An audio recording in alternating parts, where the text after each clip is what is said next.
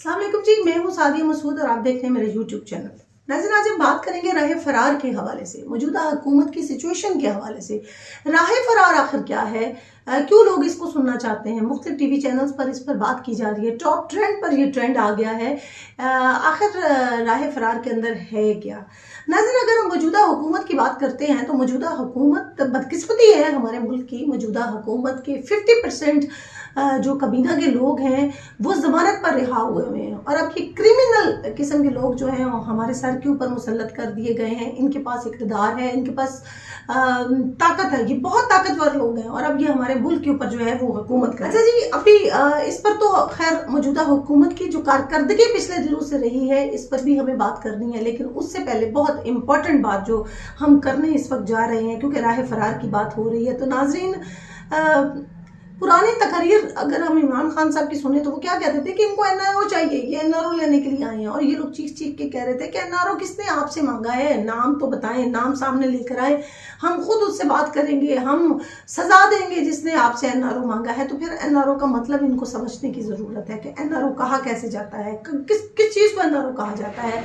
अभी ईसीएल के अंदर से तमाम नाम जो हैं वो निकाल लिए गए हैं।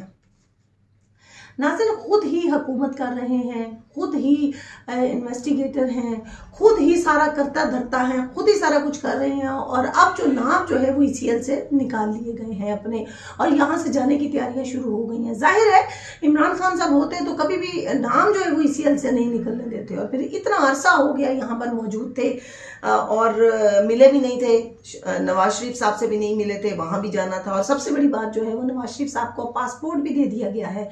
तो एनआरओ इसी को कहते हैं कि हमें पासपोर्ट इशू कर दिया जाए, ईसीएल से नाम निकाल दिया जाए, यहाँ से दूसरे मुल्क जाने दिया जाए ताकि हम वहाँ पे जाके अपनी ज़िंदगी जो है वो आराम से सुकून से गुजारें और उस वक्त तक गुजारें जब तक पाकिस्तान के अंदर हालात जो है वो नॉर्मल नहीं हो जाते। जैसे ही हालात नॉर्मल होंगे, हमें पता चल जाएगा तो हम वापस आ जाएंगे, वापस आके इक़्तिदार को फिर झपट्टा मारेंगे और संभाल लेंगे, जैसा कि अभी हुआ है। जैसा कि बिरूनी ताकतों ने एक ताकत दी, पैसा लगाया और यहाँ पर इन लोगों को इक़्तिदार मिल गया, ताकत मिल गई और यहाँ पर आके बैठ गए।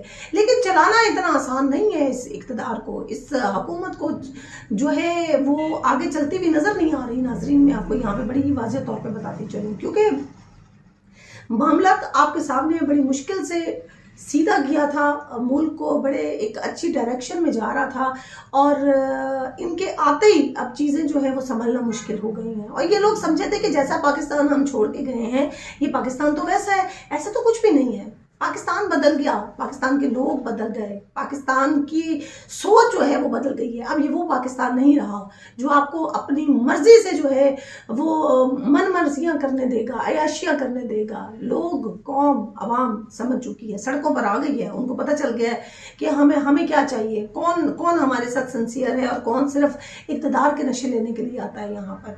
अच्छा जी, 777 PIA के जहाज़ की अगर हम बात करें तो ये भी बड़ी लोग बात कर रहे हैं इसके ऊपर। लोग इसलिए बात कर रहे हैं कि ये वो जहाज़ है जिससे पूरे के पूरे कुनबे को लेके ये यहाँ से सऊदी अरेबिया लेके जाना था और वहाँ पे नवाज शरीफ के साथ इनका मिलन होना था। तो नाज़रीन, अवाम ने तो पकड़ लिया, फिर बात तो सामने आ गई। मैंने पहले कहा कि अवाम वैसी नहीं रही, हमारा मुल्क वैसा नहीं रह गया कि अब चीज़ें जो है वो छुपी रह जाएंगी।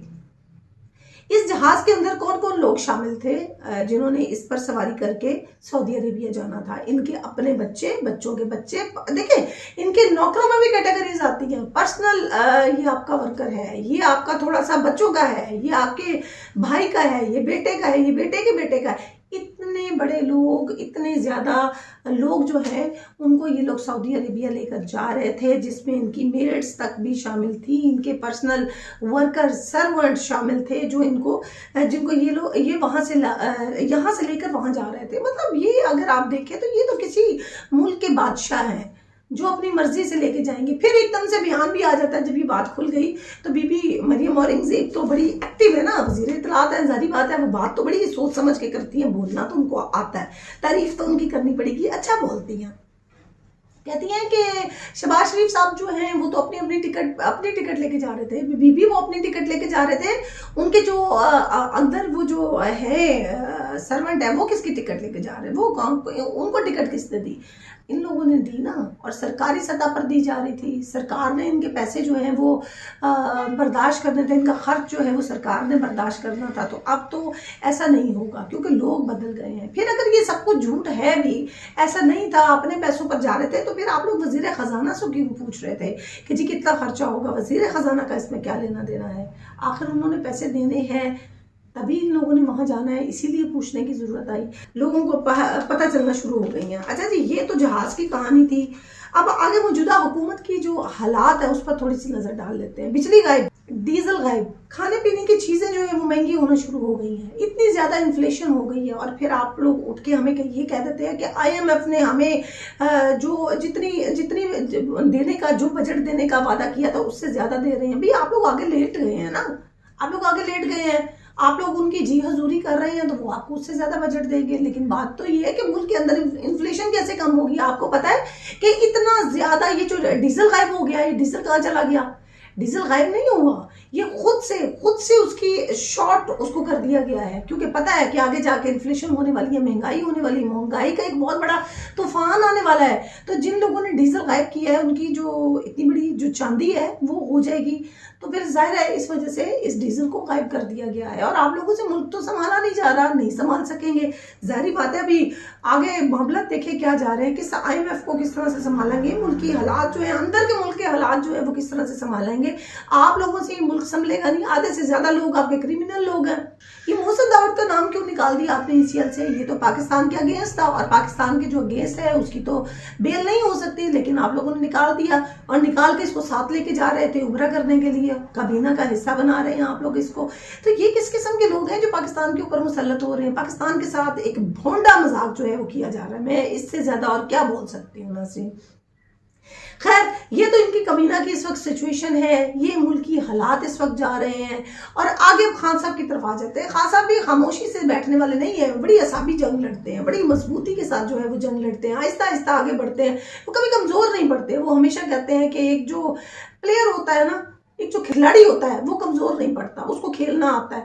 कहीं पर हार होती है, हार एक्सेप्ट भी करनी आती है, और फिर आगे बढ़कर अपना हदफ लेना भी आता है, और वही वो कर रहे हैं। इलेक्शंस की कॉल दे दी गई है भाई। इलेक्शंस की कॉल मैं इसलिए कहूंगी कि कॉल तो एहतजाज की दी गई है, लेकिन ये मोड़ जो है सारी अवाम को मोड़ देगी इलेक्शन की तरफ। इलेक्शन की तरफ जाना पड़ेगा, क्योंकि अगर हम इस्लामाबाद जाएंगे, इस्लामाबाद जाके धरना होगा, पहले भी धरने हुए थे, पहले भी चीज़ें मानी गई थी, और आज फिर धरने की तरफ अब ये दोबारा चल पड़ेंगे, और वहां पे जाके इलेक्शन का एहतजाज करेंगे। इलेक्शन जो है वो होगा, जब इलेक्शन होगा तो फिर दूध का दूध और पानी का पानी भी हो जाएगा। एक बहुत बड़ा रिलीफ जो PTI की हुकूमत को इस वक्त मिला है नाजरीन, वो क्या है उस पर भी बात कर लेते हैं। वो ये है कि इस्लामाबाद हाई कोर्ट की जानिब से कह दिया गया है इलेक्शन कमीशन को कि जानिबदार रहने की जरूरत नहीं है, तमाम पार्टियों को सुना जाए और फिर उसके अकॉर्डिंग जो है वो फैसला किया जाए। ये बहुत बड़ा बयान जो है हाई कोर्ट का सामने आ गया है। और अपोजिशन जो है, अपोजिशन में उनको इसलिए कह रही हूँ क्योंकि ये दोबारा लगता है अपोजिशन में जाने वाले हैं। मौजूदा हुकूमत को समझ आ गई है कि हमारी दाल जो है वो ज्यादा देर तक गलने वाली है नहीं है, हमारी हुकूमत जो है वो खत्म हो जाएगी। लेकिन उससे पहले कुछ काम जो इन्होंने करने थे, NRO जो चाहिए था वो काम इन्होंने कर दिया। सबसे पहले अपने ऊपर जो चार्जेस थे, इनके जो केसेस चल रहे थे उससे क्लियर कर लिया, और पासपोर्ट नवाज शरीफ को इशू करना था वो कर दिया। ये लोग यहाँ से आराम से राह फरार इख्तियार कर जाएंगे, यहाँ से आराम से निकल जाएंगे और सुकून से जाके अपनी जिंदगियां गुजारेंगे। और आगे आ रहे हैं फिर इलेक्शन में जो होगा वो तो खैर अभी नजर आ रहा है कि अवाम क्या चाहती है, अवाम के लिए क्या दुरुस्त है। ये सबसे बड़ी बात है कि अवाम के लिए क्या ठीक है। क्या इमरान खान की हुकूमत को वापस आना चाहिए? क्या शहबाज शरीफ साहब जो हुकूमत को संभाल नहीं पा रहे हैं, क्या इनको दोबारा आना चाहिए? ये एक बहुत बड़ा सवाल है, और अवाम जो है वो इसका फैसला करने जा रही है। आपका इस बारे में क्या ख्याल है ज़रूर बताइएगा। अपना बहुत सा ख्याल रखिएगा। जब तक मैं नया प्रोग्राम नहीं को लेकर आती, जैसे ही कोई नया प्रोग्राम आएगा इंशाल्लाह ताला आपको हम दोबारा ज्वाइन करेंगे। अपना बहुत सा ख्याल रखिएगा। अल्लाह हाफिज़।